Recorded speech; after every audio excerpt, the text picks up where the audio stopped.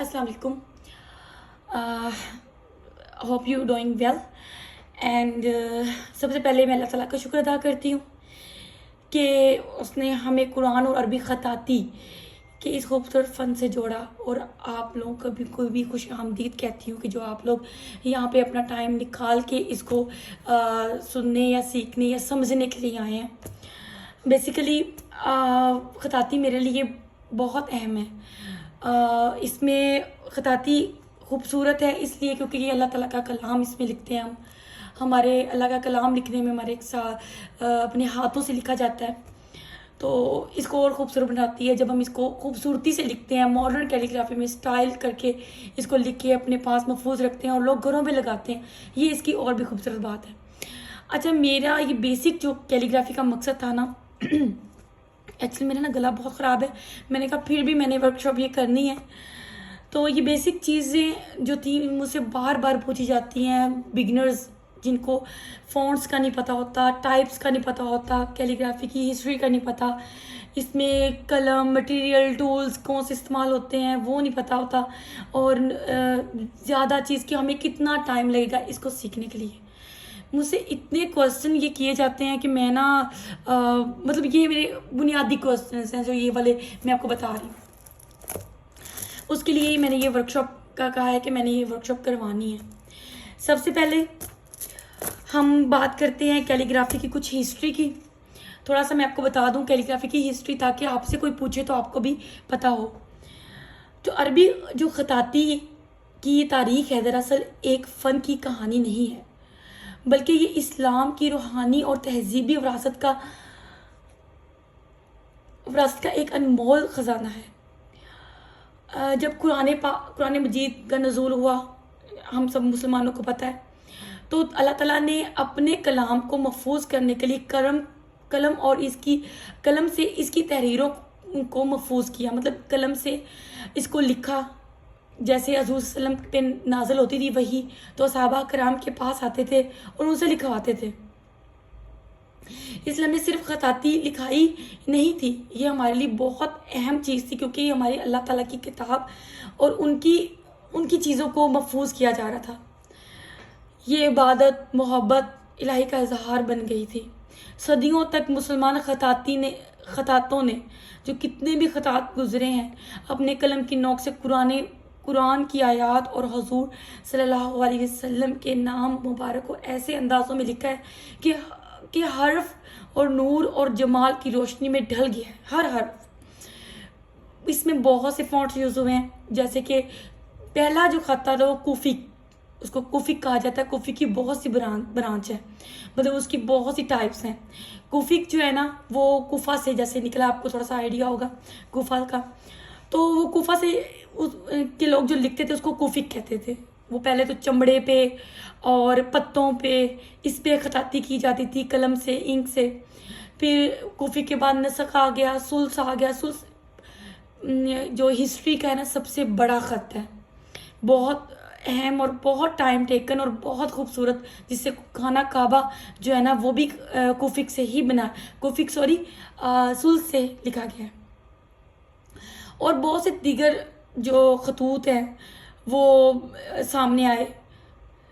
मैं आपको एक चीज़ और बताती हूँ कि मैंने आपको पहले भी बताया था कि ख़ताती सिर्फ लिखाई नहीं कि हम लिखते हैं, खूबसूरत बनाते हैं। ये हमारे ईमान, हमारे सब्र, हमारी मोहब्बत की अलामत है। जिसको अल्लाह से मोहब्बत है, हम मुस्लिम, जो मुस्लिम लोग जितने भी ख़तात हैं वो क्या है कि मतलब वो अल्लाह ताला से इतनी मोहब्बत है उनके अंदर कि वो इसको पसंद करते हैं। ये हमारी रूह की पाकीज़गी है जो पाक चीज़ों को पसंद करती है, जो हमें पाक बनाती है। ख़ताती इसलिए बहुत ज़रूरी है उनके लिए, जैसे कि आपके लिए, जैसे कि मेरे लिए।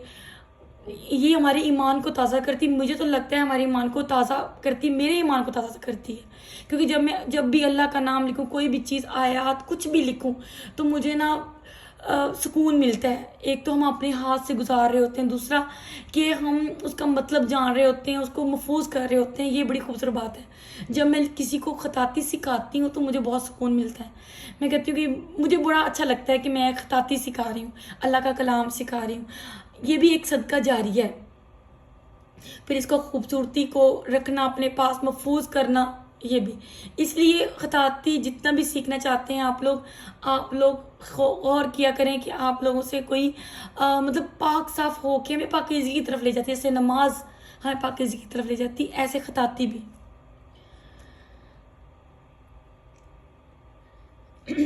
सॉरी, मेरा गला थोड़ा सा ख़राब है। हम जब भी कोई कलाम लिखते हैं, आपको पता होगा, आइडिया होगा, हमारे दिल को सुकून देता है। वो क्यों देता है? क्योंकि हमारी रूह पाक है, तो ये हमारी पाकीज़गी को ज़ाहिर करती है। तो जितने भी लोग आज आए हैं, मैं उनको यही कहूँगी कि आप लोगों, सबसे पहले तो ये है कि आप लोग बहुत नेक काम और इस चीज़ों में, एक तो आप इसमें से कमा सकते हैं। ये जो दौर है ना पाकिस्तान में, खतात का ना जो कभी भी ये इसका ना वो कहते हैं डाउन नहीं हुआ बिजनेस। अगर कोई करना चाहता है, लड़कियां करती हैं, लड़के करते हैं, तो ये हमें उजागर करता है, ये ज़्यादा फैलता है। क्योंकि लोग खताती, हमारे मुसलमान जो लोग हैं ना, मुस्लिम, वो खताती को महफूज करते हैं। अगर ना भी करें तो हम अगर किसी को सीख के हम सिखा रहे होते हैं, तो ये भी हमारा सदका जारी होता है, क्योंकि अगले बंदे ने भी कुरान पाक को लिखना होता है। तो इस पे मैं अगर बोलूँगी तो बहुत ज़्यादा बोलती जाऊँगी। तो इस टॉपिक को थोड़ा सा मैं क्लोज करके हम अपने टॉपिक की तरफ आते हैं। अब मैंने आपको खताती की मुख्तलिफ टाइप्स बतानी है, वो ज़रा गौर से सुनिएगा, वो आपके फ़ायदे में है। क्योंकि जिन बच्चों को स्क्रिप्ट का नहीं पता, फ़ॉन्ट्स क्या होते हैं, स्क्रिप्ट्स क्या होती हैं, ये उनके लिए। तो बिस्मिल्लाह करते हैं, मैं आपको बताती हूँ। मैंने पहले ही सारा कुछ करके रखा था। अच्छा, डिफरेंट फ़ॉन्ट्स। सबसे पहले जैसे आपको ये स्क्रीन पे नज़र आ रहा होगा, अब आ रहा होगा, ये बिस्मिल्लाह है, ये भी बिस्मिल्लाह, ये बिस्मिल्लाह, सारी बिस्मिल्लाह लिखी हुई है, लेकिन ये डिफरेंट फ़ॉन्ट्स में लिखी हुई हैं। जैसे कि ये दीवानी में लिखी हुई है, ये दीवानी जली होती है उसमें लिखी हुई है। ये जो है नस्तालीक में लिखी हुई है बिस्मिल्लाह, ये जो है रिका में लिखी हुई है, ये मुहक्किक में लिखी हुई है। सॉरी, मुहक्किक और नस्ख जो है ना ख़त, वो मिलता जुलता है। ये बिस्मिल्लाह सुल्स में लिखी हुई है और ये शिकस्ता में, नहीं मैं गलती कर रही हूँ, ये रिका में लिखी हुई है जो ऊपर। अच्छा, जिस तरह से ये बिस्मिल्लाह के साथ अल्हम्दुलिल्लाह लिखी हुई है, ये जो है दीवानी में लिखी हुई है। कुन फाया कुन देख रहे हैं आप, ये विसाम मॉडर्न ख़त है, उसमें लिखी हुई है।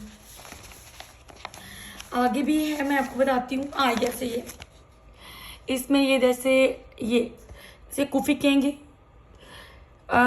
ये जो है ये भी कुफिक में आ जाता है, ये भी कुफिक में आ जाती है, सारे ये फ़ॉन्ट्स कुफिक है। ये सुल्स है, ये मुहक्किक, ये नस्ख, ये है ये भी नस्तालीक भी इसे कहते हैं, ख़त फारसी भी कहते हैं, ये उसमें लिखी हुई है। तो इसकी जो टाइप्स हैं वो मैंने आपको बताई हैं। अब मैं आपको एक और चीज़ जो है, हाँ जी, जैसे कैरवानी, ख़त कैरवानी जो है वो भी कुफिक का है। ये जैसे स्ट्रेट आता है, इसको ये पहले आया था सबसे पहले, कैरवानी इसको कहा जाता है। ये कुफिक ख़त की ब्रांच है। तो इस तरह से ना मैं अब आपको एक और चीज़ बता दूं। आप कहते हैं कि हमें सीखना है तो हमने कैसे स्टार्ट करें, या कोई ख़त कौन सा सीखना है। जो फॉर बिगनर्स ख़त है ना, मैं आपको आज बताती हूँ, वो है विसाम। जैसे कि मैं आपको ये बताया है, इसमें लिखा हुआ था कुन फाया कुन, ये कुन फाया कुन, ठीक है, ये है विसाम ख़त में लिखा हुआ है। विसाम और कैरवानी ये फॉर बिगनर्स के लिए मतलब आप लोगों को जल्दी समझ आ सकते हैं। ये थोड़ा ज्योमेट्रिकल होता है और विसाम मॉडर्न ख़त है, बहुत इन है, तो ये आप इस ख़त को भी कर सकते हैं। तो ये आपके लिए इजी रहेगा। विसाम, और मैं इसका नेम दोबारा मेंशन भी कर देती हूँ, विसाम और जो क्या ख़त है वो उसको क्या कहते हैं, कैरवानी। ये 3 टाइप्स हैं, इनमें से कोई आप कोई भी कर सकते हैं, सीख सकते हैं। अच्छा, तो ख़त सीखने का जो सबसे इम्पोर्टेंट चीज़ है ना किसी भी ख़त को सीखने के लिए, वो चीज़ है, पहले जो मैं ये ख़त विसाम में लिखी हुई अलिफ पे, मेरा जो तरीका है, मैं जैसे सिखाती हूँ, आप भी अगर किसी और से भी सीखें तो आप ये चीज़ों को नोट करिएगा। सबसे पहले मैं इस तरह से वर्ड बाय वर्ड लिखना सिखाती हूँ, नुक्ता सिखाती हूँ, नकात ये जैसे लगाने हैं वो, ये अरबाब हैं। ये नहीं सिखाने, पहले आपको मैंने नुक्ता, उसके बाद मैं अलिफ बे ये सारा वर्ड बाय वर्ड मैंने सिखाना है। उसके बाद उसी ख़त के किसी हर ख़त के ज्वाइंट होते हैं। ज्वाइंट ऐसे होते हैं जैसे तो अलिफ तो है, ये इस तरह से ज्वाइंट होंगे। ये सा अलिफ सा है, बे बा अलिफ बा, हे अलिफ फा। मतलब कि जैसे जैसे आपने ये ऊपर किए हैं, जैसे मैंने आपको बताया, ये ऊपर जो हमने लिखे हैं ना, ऐसे ऐसे अगर हम नीचे आएंगे इसको ये तक सीखना है। ये तक सीखने के बाद फिर हमने आ जाना है इसके ज्वाइंट को। बे अलिफ बा सीखेंगे, बे अलिफ के साथ कैसे लिखते हैं, बे को बे के साथ कैसे लिखेंगे, जैसे इस थोड़ी सी एग्जांपल ये ले लें, तो आ को कैसे लिखते हैं, ये बे का हिसाब भी लगा लें। छोटी ये तक हमने इसको सीखना होता है, उसको हमने सिर्फ वर्ड बाय वर्ड सीखना होता है। फिर इसके ज्वाइंट आते हैं। ज्वाइंट के बाद फिर मैंने आपको बताना होता है इसकी, जिस तरह से ये पूरी आयात लिखनी होती है बिस्मिल्लाह के साथ, इस तरह से कोई भी ख़त, हर ख़त की ये चीज़ हर ख़त में ही आता है। इस तरह से हमने इसके पूरे ज्वाइन करके लिखना होता है। जब हमें ये चीज़ आ जाती है तो फिर हम एक और टॉपिक जो होता है उस पर मैं लेके जाती हूँ। इसमें फिर उसमें ये आता है कि हम लोग इस पे आते हैं, इस खताती पे, मॉडर्न कैलीग्राफी पे आ जाते हैं। जिस तरह ये मैंने बनाई थी, ये ख़त दीवानी में है, ये कैरवानी में है, ये जो है ये भी कैरवानी मिक्स है। अगर हमें कोई एक फ़ॉन्ट आ जाता है उसके बाद फिर हम मॉडर्न कैलीग्राफी करते हैं, बाद में हम जाते हैं इसको लेके कैनवस पे। मोस्टली जो लोग हैं, बच्चे हैं, जो आप लोग करते हैं, आप क्या करते हो, सबसे पहले ही आप लोग चले जाते हो कैनवस पे कि हमने कैनवस से लिखना है। अब हमें लिखना पहले सीखते हैं, हर ख़त को पहले सीखा जाता है। जैसे ये अलीफ है दीवानी में, इसको इस तरह से नकात लगा के सीखा जाता है। 1 बाय 1 वर्ड सीखने के बाद हम इस पे आ जाते हैं कि हम लोग इस तरह से लिखना शुरू करें, जैसे बाल बाई ऐसे। ये सारा कुछ हमने आपको बताना होता है। जो आपका टीचर होता है आपको सही गाइड करने वाला होगा, वो सब कुछ बताएगा। ये अरबाब होते हैं, ये यूज़ होते हैं, ज़बर ज़ेर पेश सब कुछ, ये उसके लिए। अब जो ये हो गया हमारा सफ़र इसका कैलीग्राफी का, और इसको ड्यूरेशन जो आप कहते हैं ना कितना अरसा लगेगा, सबसे इम्पोर्टेंट बात है अरसे की। मैं आपको बताऊं, जो बहुत मेरा कॉमन क्वेश्चन है कि मैम हम सीख ही जा रहे हैं, हमें टाइम कितना लगेगा। तो टाइम आप पे डिपेंड करता है, आप कितना टाइम देते हैं अपनी कैलीग्राफी को, अपनी टाइम्स को। कैलीग्राफी को आपने कितना टाइम दिया है, मतलब प्रैक्टिस कितनी करते हैं। जितनी आप प्रैक्टिस करेंगे, जितना आपका कलम पे होल्ड आएगा, तो आप उतना इसको आगे लेके जाएंगे। कुछ बच्चियां ऐसी हैं मेरे पास 2 मंथ में वो सीख जाती हैं विसाम और कैरवानी। कुछ बच्चियां ऐसी हैं जो 3-3 महीनों से लगी होती हैं। ये डिपेंड करता है आपकी मेहनत पे, आपकी लगन पे। यहाँ पे पता चलता है कि आपको कितना शौक है कैलीग्राफी का। कैलीग्राफी का शौक होना बड़ी बात नहीं है, उसकी प्रैक्टिस करना, उसको सीखना, ये बड़ी बात है। तो वो जो चीज़ है ना, वो तब नज़र आती है। बच्चियाँ बीच में छोड़ देती हैं, जो मुझे बहुत बुरा लगता है। मैं हर्ट होती हूँ इस चीज़ में। इतना अच्छा सीख रही होती हैं, बीच में छोड़ देती हैं, कोई मजबूरी। आपने स्टार्ट किया है तो उसको स्टार्ट रखें। तो 3 मंथ जो होते हैं वो ये विसाम और इसके लिए मैंने कैरवानी के लिए रखे हैं।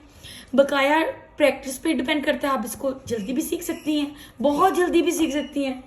इसके ज्वाइंट 2 वर्ड्स लेके भी सीख सकती हैं। फर्स्ट में थोड़ा सा होता है नुक्ता लिखने में, अलिफ लिखने में, फिर उसके बाद तो आपका ये इसका टाइम मैंने 2 मंथ रखा है। बकाया जो ख़त बड़े ख़त है ना, जैसे नस्क है, सुल्स, इम्पॉर्टेंट चीज़, सुल्स ख़त को तो कम से कम 1 साल लगता है हमें सीखने में।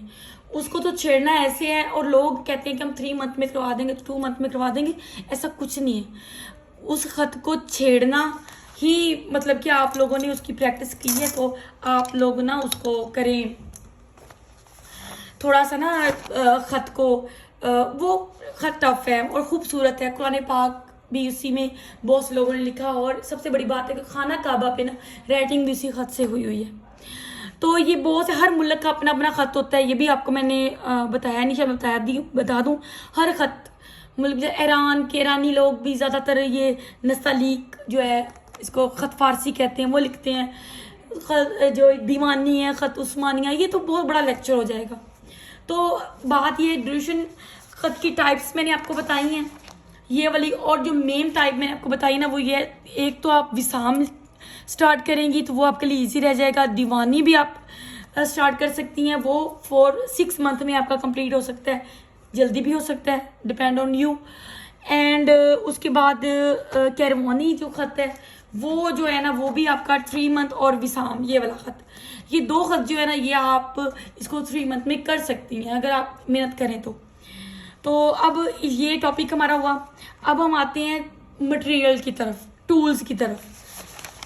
ख़त को मैं कैलीग्राफी में इम्पॉर्टेंट टूल्स कौन से होते हैं? इम्पॉर्टेंट टूल में सबसे पहले मैं आपको एक चीज़ बता दूं, ये है हमारा, ये मैंने बनवाया है कलम, इम्पॉर्टेंट कलम है। इस चीज़ को 1 मिनट, इस चीज़ को यहाँ ये वाली चीज़ को, ये इम्पॉर्टेंट, यहाँ ये हमारा एंगल होता है। डिफरेंट ख़त के डिफरेंट एंगल होते हैं, ये जैसे इन्होंने इस पर वाज़ह किया। ये सुल्स के लिए उन्होंने कहा है कि एंगल ये करें, ये नसख के लिए आप एंगल को थोड़ा सा तिरछा रखें।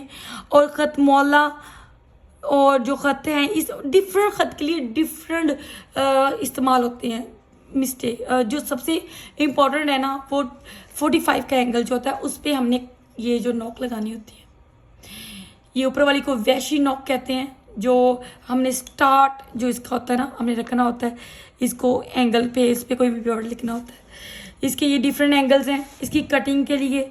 अच्छा, मुझे याद आया, सबसे मोस्ट इम्पॉर्टेंट क्वेश्चन ये भी होता है कि हम कट कितना होना चाहिए हमें सीखने के लिए स्टार्टिंग में। तो मैं आपको बताना चाहूँ कि आपका जो ख़त है ना, कोई भी ख़त सीखने के लिए आप 4 mm 3 mm बहुत इनफ है आपके लिए। ये बहुत बड़ा है, ये जो कलम है ये देखिए, ये कलम बहुत बड़ा है तो आपको 4 mm करना होता है। 4 mm का अगर आपने करना है तो ये देखें ना, ये जैसे स्केल है, ये बारीक बारीक आपको नज़र आ रही है ना, ये हमारी यहाँ पे रख के हमने कत रखना होता है पता करने के लिए ये कितना है। ये बहुत बड़ा है, हमें अगर 4 mm करना है तो मैं आपको ये दिखाऊंगी।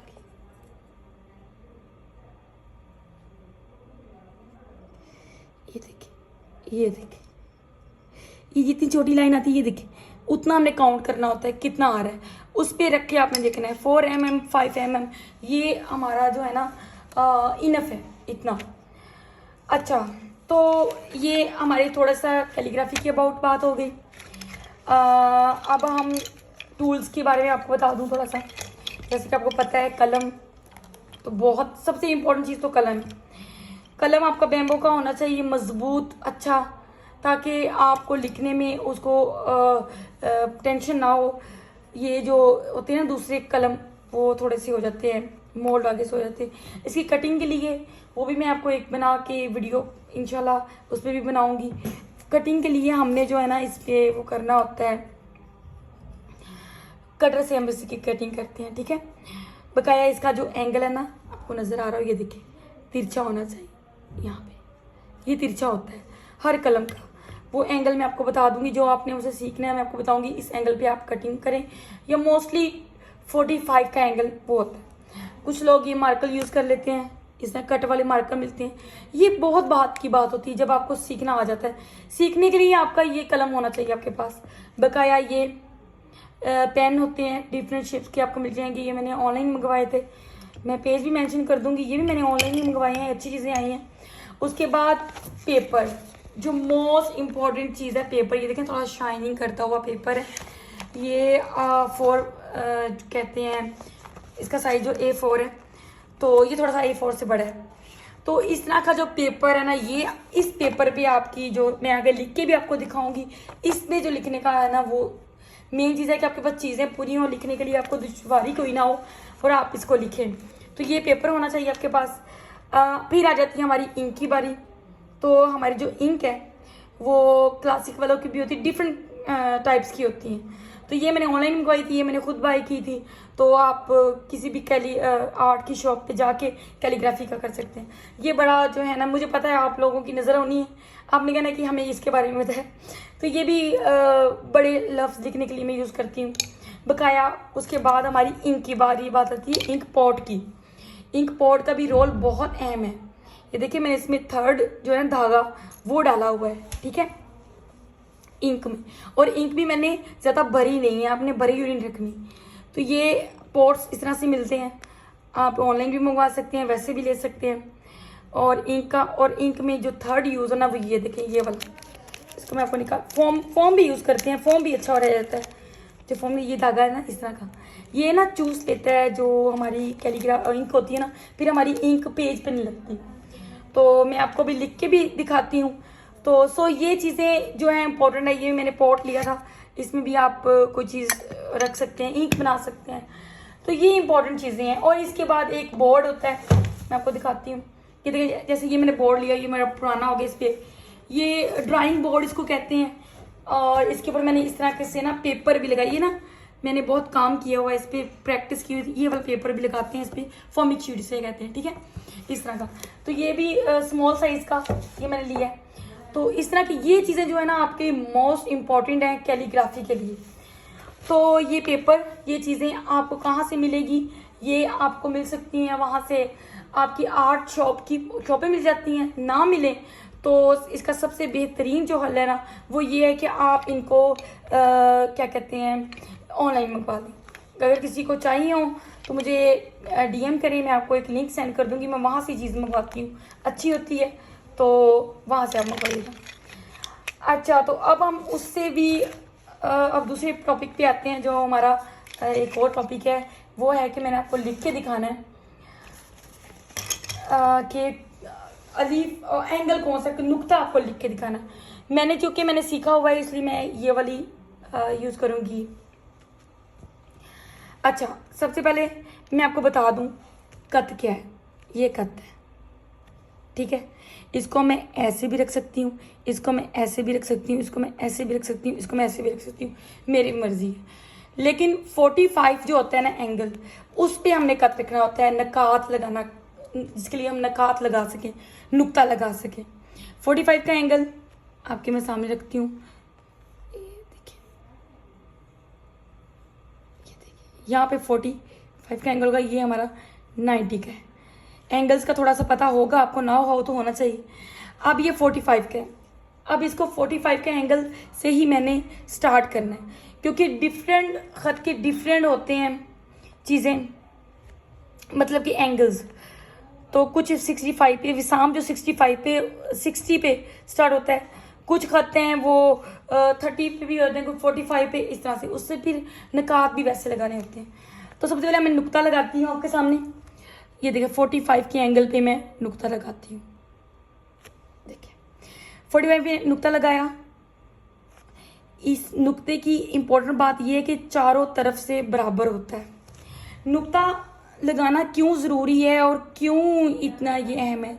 सबसे अहम, इससे पहले सीखने में आपका फ़ायदा क्या होता है? आपको कंट्रोल आता है इस पे, कैलीग्राफी पे, कलम पे कंट्रोल आता है। तो नुक्ता जो होता है वो हमारा सीधा होना चाहिए और लाइन स्ट्रेट में आना चाहिए। तो ये तब आएगा जब आप इसको 45 की एंगल से स्टार्ट करेंगे, 45 के एंगल पे ख़त्म। ये देखिए हमारा ये पूरा डिब्बे की तरह बनेगा। नुक्ता की शेप जो है ना वो इस तरह से, पूरी चार जो कोने हैं ना इसके, ये बराबर होने चाहिए। जब ये बराबर होंगे तो समझिए आपका जो ख़त है ना, आपको ख़त आना स्टार्ट हो गया है।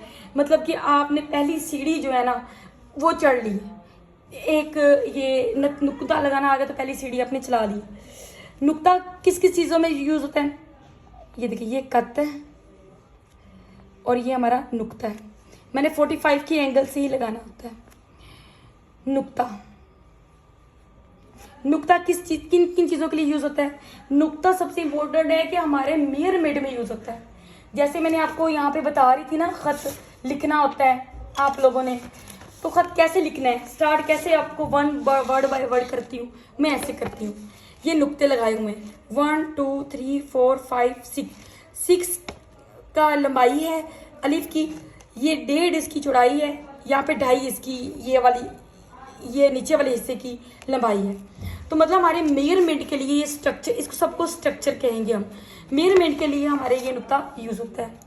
जैसे मैं अब आपको लिख के देती हूँ, यहाँ पे मैं लिखती हूँ कैरवानी में अलिफ। उसके लिए मुझे 5 कत चाहिए, नकात चाहिए।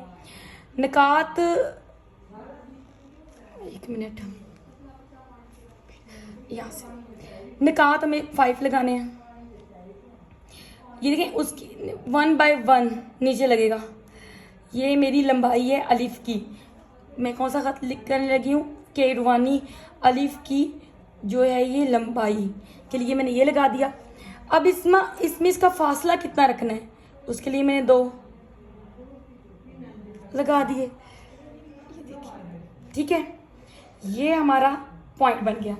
अब अलिफ जो है ना कैरवानी में, वो 45 से ही शुरू होता है। ये खत 45 से शुरू होता है। अब मैंने 45 के एंगल पे रखा। यहाँ से अगर आप देखेंगे तो ये हमारा 45 का एंगल बनेगा। 45 के एंगल पे मैंने रखा अपना कलम, जिसे कत कहते हैं, कत ये वाला ये रखा। अब मैं इसको स्ट्रेट नीचे लेके आऊंगी।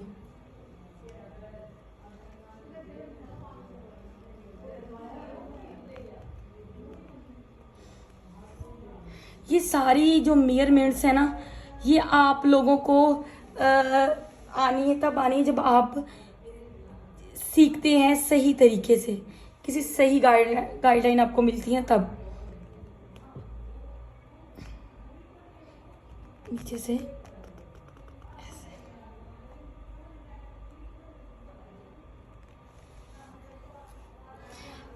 कोई भी खत लिखने के लिए हमें मेजरमेंट के लिए से ही हमने सीखना स्टार्ट करना होता है। ठीक है, ये हमारी इस चीज़ की जो थी ना लंबाई और चौड़ाई, ये हमारी दो नुकात के बराबर आई है। इसी तरह विसाम का अलिफ लिखना है तो वो 6 का होगा, उसमें 6 नकात लगते हैं। 1 2 3 4 5 6, इस पे 6 नकात लगते हैं।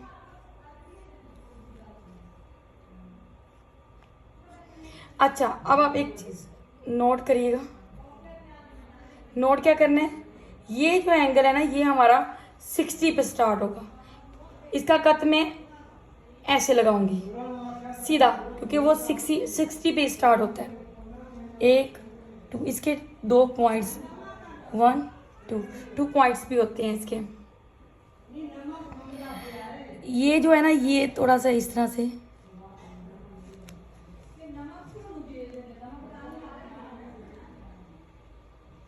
वहां से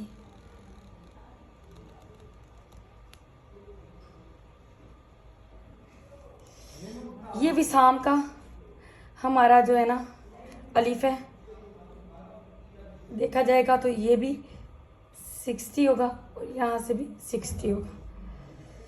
तो ये हमारा स्ट्रेट नीचे आएगा। ये जो एज है थोड़ा सा ये ऐसे होता है इस तरह से। तो इस तरह से डिफरेंट जो खत में मैं आपको लिख के दिखाती हूँ दीवानी में, मेजरमेंट के अलावा मैं आपको लिख के दिखाती हूँ, क्योंकि मैंने ये सीखा हुआ है तो मुझे थोड़ा सा इजी है। मदद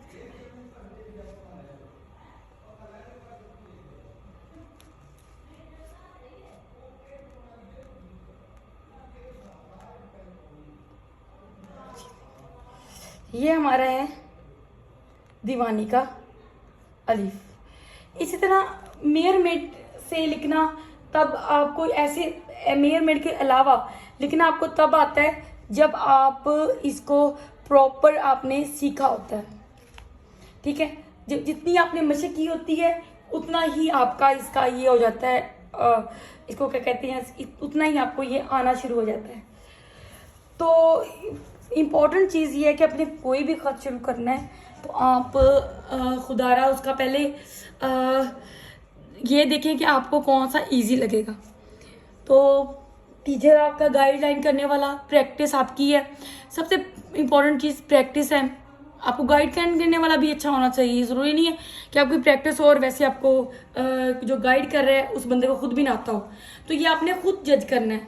आपको पता होना चाहिए कि आप पैसे अगर लगाने लगे हैं किसी से, उसको देख के उसी वो सिखा क्या रहा है, उसको खुद भी तो आता है। तो इस चीज़ को मद्देनजर रखना है आपने। बकाया जो इम्पोर्टेंट चीज़ें थी आज मैंने डिस्कस की हैं, तो होप सो ये आपको फ़ायदेमंद होगी। इससे पहले कि ये बहुत लंबी हो हमारी ये वर्कशॉप, तो मकसद यही था मेरा कि मैं आप लोगों को कुछ बता सकूं। अच्छा, तो जो आपने अब काम करना है ना, वो ये करना है कि आपने ना डिफरेंट स्टाइल में सबने कोई भी खत की आपने ना, किसी भी स्क्रिप्ट की आपने ना अलिफ लिख के दिखानी है मुझे। जैसे ये लिखी हुई है, जैसे ये लिखी हुई है, या जैसे ये लिखी हुई है दीवानी, लेकिन स्ट्रक्चर के साथ आप मुझे लिख के दिखाएंगे। नेक्स्ट आपको क्या कहते हैं, आपके अनाउंसमेंट होगी, मैं आपको सर्टिफिकेट भी दूंगी और साथ में आपको बताऊंगी कि आपके क्या कौन सी मिस्टेक है। दूसरा, ऐसी मज़ीद वीडियोस भी आपको मिलती रहेंगी। आपने सबसे पहले तो ये करना है, जैसे मैंने इंस्टाग्राम पे तो मैं अपने स्टूडेंट्स वर्क वहाँ पे देती रहती हूँ, आप देख लीजिएगा वहाँ पे भी जाके। तो आपने सबसे पहले जो कंट्रोल है ना, वो कलम पे आना है, वो आपने खुद लाना है, वो प्रैक्टिस है।